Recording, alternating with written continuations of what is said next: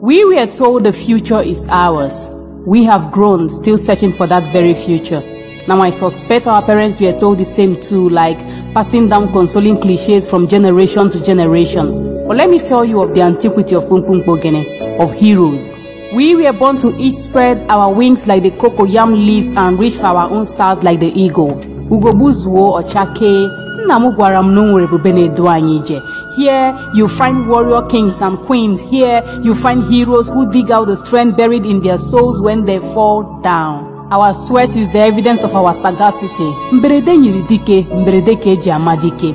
Mire zola sachapu ihe akọrọ n'ubi. Anwụwa chala chanwụcha akwụkwọ nri. Mmiri na nwenwe mmekọ. Ọ bụrụ ihe dịka mmiri dịtụkwa ka anwụala wee gbaruo iruo.